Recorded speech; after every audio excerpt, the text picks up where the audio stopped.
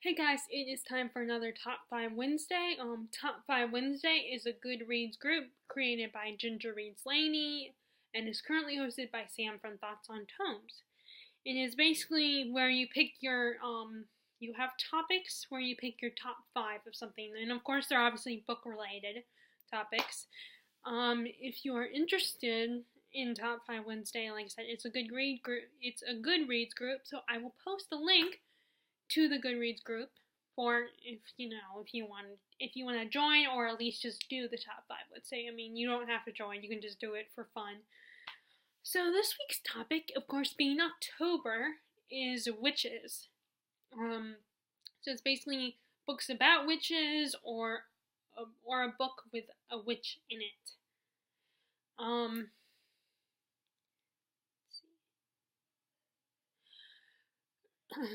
So, here are my top 5 witch books. Unfortunately, some of these ones, it's been so long since I've read the book, so I don't remember it that well, but I remember really enjoying it.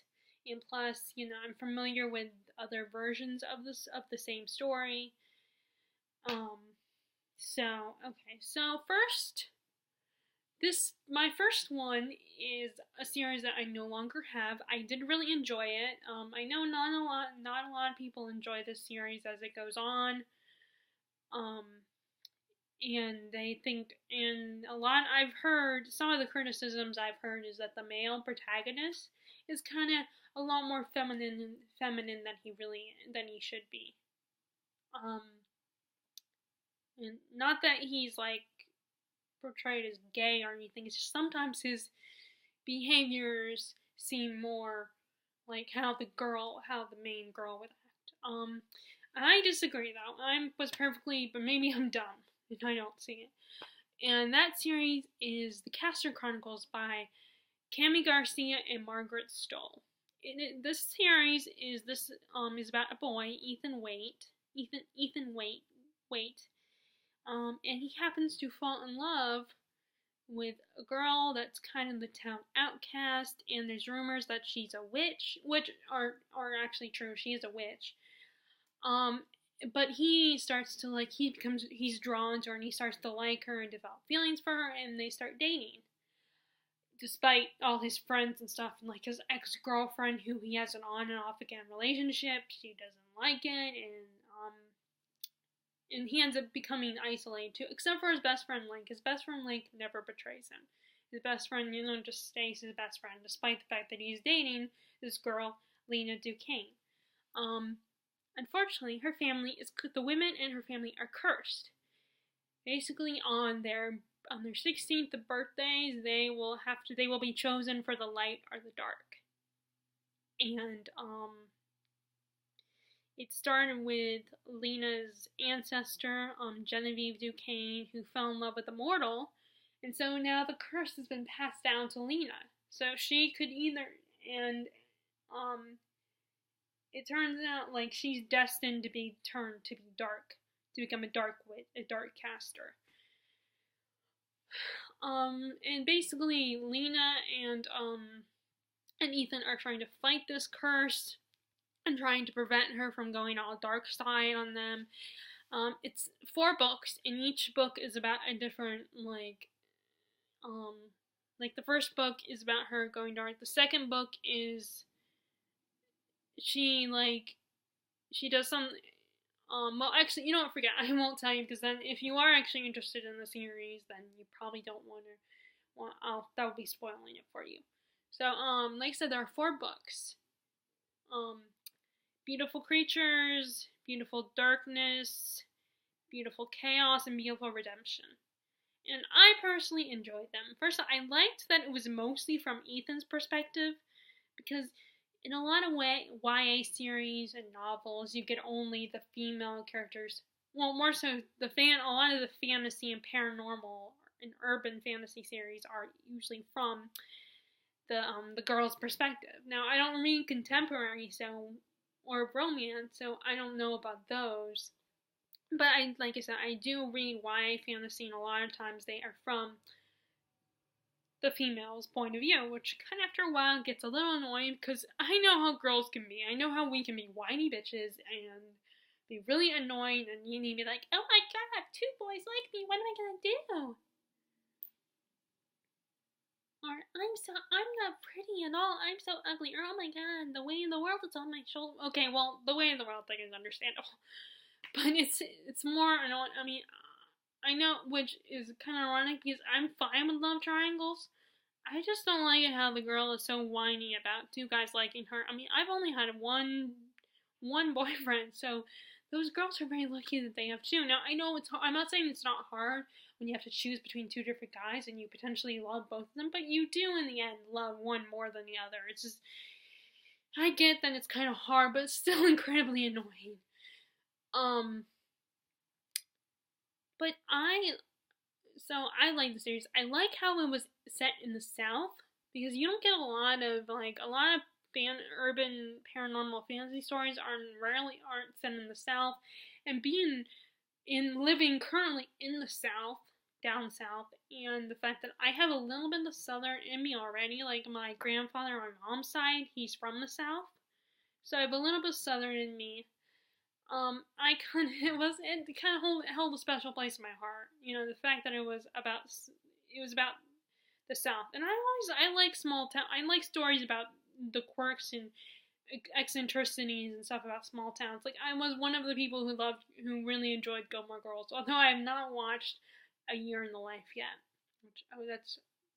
I actually need to put that on my list of to be watched on Netflix. I'm so used to going back to my old shows and watching them over and over again on Netflix, and and by the time I discover a new show, I get very behind. Like, I was able to watch Gallivant on there, and then after I went to SuperCon and met Brent Spiner, and to be fair, my friend Terry was already encouraging me to get into the show. I started watching Star Trek Next Generation. Unfortunately, that's when things started messing up on my iPad. So, and I don't like watching on my computer because I like going on Facebook and watching YouTube videos at the same time. So it's a bit, I would rather have, access to an iPad. But anyway, so I think, so I like that it's set in the South. I like that the main protagonist of the story is Ethan, and I love the characters, I love the story, I think it's a great series. I know not a lot of people like it, I know, but this was one of the few times where I agree with my friend, where I took my friend Kathy's advice and continued with the series, because she's recommended stuff to me before, and I did not, I tried it once, and I just, the Sword of Truth series, she told me about that, but I couldn't get into that one. So, but this time, and maybe it's because it was only 4 books. Okay, so that's my first witch book. Okay, so book number 2, is this one. The Psychic Book of Deliverance, Dane. I really, like I said, this is one of the ones that it's been a long time since I've read this book. But I really liked it. First of all, I love the writing style. I know it did receive, when I decided to look on Goodreads for reviews of the book, because I was trying to remember who wrote it and stuff like that, and the title, and so I ended up reading the reviews of it, and there are some people that didn't like it, but I remember really enjoying it. It's about a woman, Connie, what's her name? I hate when it doesn't have a summary on the back. Then again, it's Connie Goodwin, and when she is asked by, I think, her mother to go clean out the stuff at her great aunt's old house, she discovers a book, a grimoire, which is a witch's book, or a book of shadows, that's the same thing, and realize that she might have connections to the Salem witch trials, and she decides to research it and learn more about it, and about her ancestor and everything. But I remember really enjoying this book. First, I like historical mysteries over modern ones. Like, I'm not a huge fan of today's thrillers. I mean, I like some of them, and currently I'm reading The Dark Half, one of Stephen King's thrillers. I'm going to finish it because, it's not that I'm afraid to DNF books, but it's one of these things where I kind of want to find out what happens. Like, I have to find out what happens. I have to continue reading it. But this was really good. Like I said, I like the writing style. I like how it was more it was more about the actual witch trials. It's not, it's there. We look at the witch trials more, and we talk about the witch trials in this story. And like I said, the writing style and everything, and I just remember I loved the atmosphere and really fun in love with the story.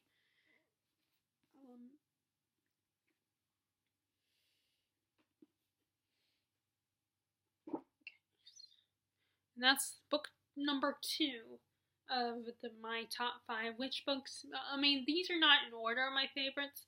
I don't ever put my top 5 in order, actually. I just, whichever one pops into my head first, essentially. Okay. Actually, I was gonna say the Crucible, but I decided not to say that one. I have 2 other books here that I'm gonna mention, but first, that I would rather talk about than the Crucible. I mean, I like the Crucible too; it was good, but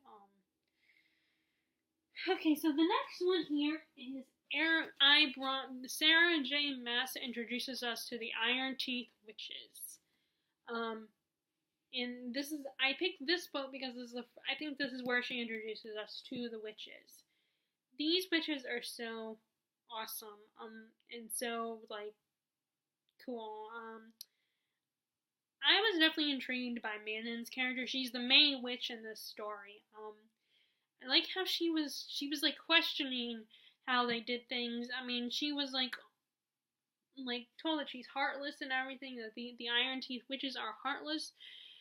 But she starts to actually kind of question things, and she actually shows signs of having a heart, because the king in this story, the villain in the story gives the Iron Teeth witches, he gets them on his side, and he gives them these worms, which are dragons, and she picks the one that's the underdog, the outcast of the group. She sees that he has potential and he could be a powerful beast.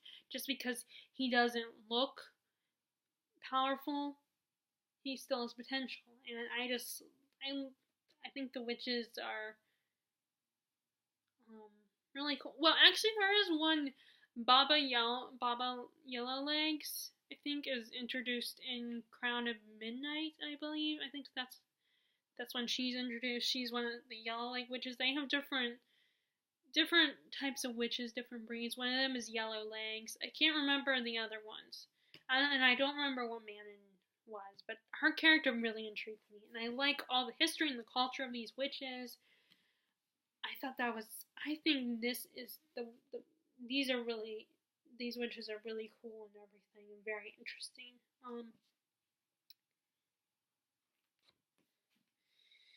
Okay, so, let's see. Okay, so originally I said the Crucible, so I'm taking that one. I'm not talking about this one. Next I'm going to talk about Practical Magic. This is the book that the movie with Sandra Bullock and Nicole Kidman is based off of. I do remember the book is different from the movie, and I think it's a little darker than the movie. I don't remember, like I said, it's been so long, but I do want to read it again at some point. Who knows, I might reread it this month. But it's, let's see. It's basically about these witches, in this small town, the Owens witches, and, they're more kind of the traditional Wicca, not like really big, huge magical powers, but I mean, they can do spells and make potions and herbs and all that kind of stuff, but nothing like really, not like, in fantasy, not like in, Throne of Glass or anything like that. Probably closer to like the show Charmed. I remember really liking this book, and it was a lot more. It was, and from what I remember, it's like, um, their family is cursed because every time a man loves an Owens woman, he will live happily in their relationship and marriage and stuff, but then eventually he'll die. You have Sally, who wants to be kind of normal, and she doesn't like how she's treated differently because she's a witch. And then you have Jillian, who's kind of the more free-spirited one, the risk taker, and she's Sally. Unfortunately, Sally, I think, is the more gifted of the two between the two of them, and Jillian is jealous of her. And the two of them have this really special bond, and their special bond between the two of them as sisters. I remember really liking that aspect of it. And one of them, Sally, ends up getting married to this normal guy, but of course the curse happens and he dies. And then Jillian meets this guy and falls in love with this guy who's kind of like motorcycle guy, like dangerous bad boy type. But he ends up being like really like not good for her. He becomes abusive and crazy, and she ends up killing. I think he dies too, and so they try to bring him back. Now I'm also remembering this from watching the movie. So I think the book is a little different. And then this police officer, shows up to investigate the death of Jillian's boyfriend. And Sally starts to fall for him, and it turns out he's actually like Sally because she was afraid of falling in love because she knew what would happen, the curse on their family. So she created a true love spell, and it turns out this guy who showed up to investigate the death of Jillian's boyfriend has the traits that she wished for. So it's basically about, that's basically what it's about. I'm sorry, that is a horrible summary, but I'm sure from watching my videos, I'm not very good at giving summaries. But I love this. I remember really enjoying this book. I love the ones like Throne of Glass, those kind of witch stories, but I also love the ones that are kind of more based on the actual Wiccan culture and more closer relating to the Salem witch trials with some whimsicalness involved. So that's book number 3 in top 5 favorite witch books. Okay, so the last one I have here, I was gonna actually say, The School for Good and Evil, but 1, I don't have it, and 2, that was not technically about witches. It's about like fairy tales and everything. But one of the characters does become a witch. So, but I'm not going to talk about that. I decided to talk about my favorite Broadway. It's actually a Broadway musical. It's one of my favorite musicals. But it was a book before it became a musical. That is Wicked by Gregory Maguire.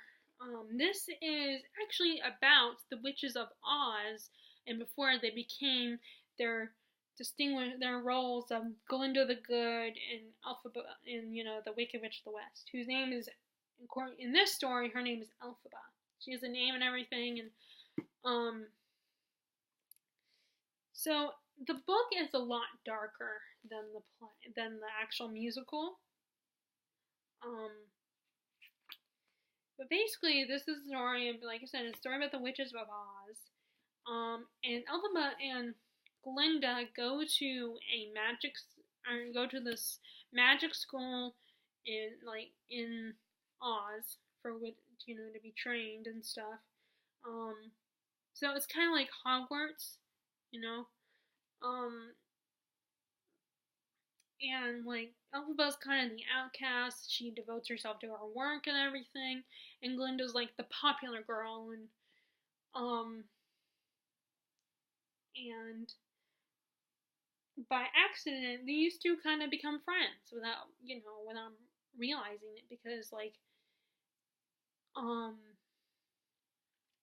in fact I think that Galinda, that's her name. In the book her name is Galinda, but then she changes it to Glinda.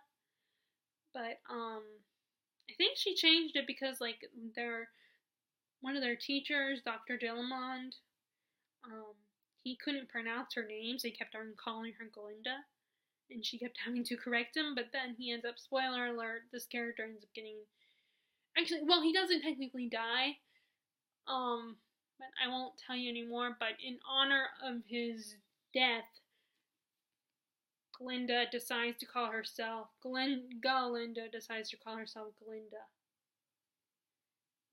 And then Elphaba's sister is the Wicked Witch of the East, Nessa Rose, who she has a disability, she's handicapped, and she ends up falling in love with one of the Munchkin boys, but he doesn't like her, and she finds out that he didn't really love her, and so she punishes him and takes out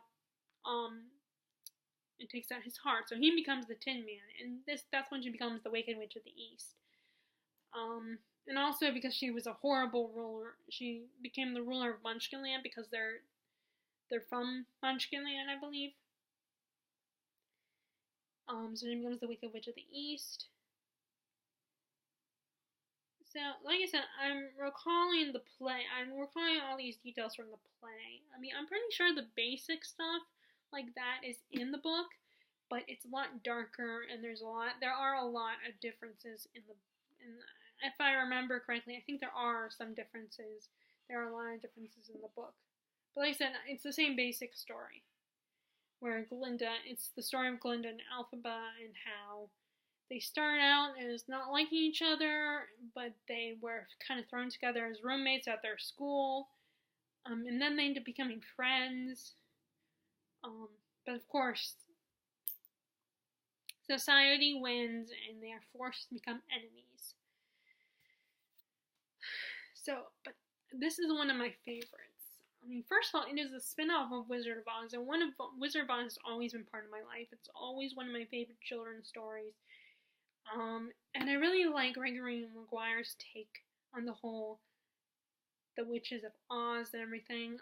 There's actually another series that I was considering putting on this list, which is also takes place in Oz, but that one is actually about Dorothy becomes the queen of Oz, but she becomes a bit of a tyrant and power hungry, and Glinda's not so innocent as she seems. She's kind of evil, which I've always thought, I always have a theory that she's so perky and happy all the time that she's not really good. She's not really all that good. So I kind of like that. I like how in that particular series, Dorothy Must Die, which I never continued that series. I only read the first 2 books. But how she's not so. And this girl, also from Kansas, ends up getting swept up and taken by the tornado. Amy Gum, and she ends up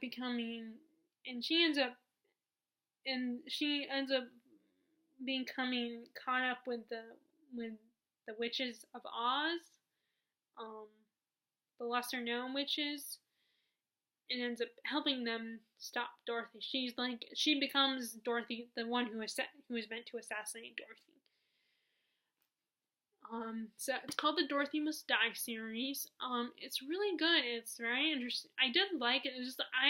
It wasn't as good as this one to me. So I never continued. I mean, maybe one day, but just like the Iron Fae series, I don't know. It's debatable. But I ended up giving away the books that I have. I actually donated them at least those ones, the two Dorothy Mastai books, to the used bookstore. So that used bookstore is definitely getting more YA books, like a lot more variety, because unfortunately it does not have a lot of variety, but I get why, because this whole community is actually a retirement community, and families are starting to come in and everything, but before it was always like older people. So the books aren't, like, it doesn't have a lot of books like this, or like Throne of Glass or anything like that. It has either mysteries or, it has a few Stephen King books, or, other, books that, like, older people would be more interested in. Like the generic, like, Daniel Steele and stuff like that. Okay, so those are my top 5 witch books. So I hope you enjoyed hearing my list of top 5 witch books. And like I said, I will post the links to the Goodreads group, so that if you're interested in joining Goodreads, or at least doing a top 5 Wednesday, you can look at it. You can check it out on Goodreads. Alright. Thank you. Bye.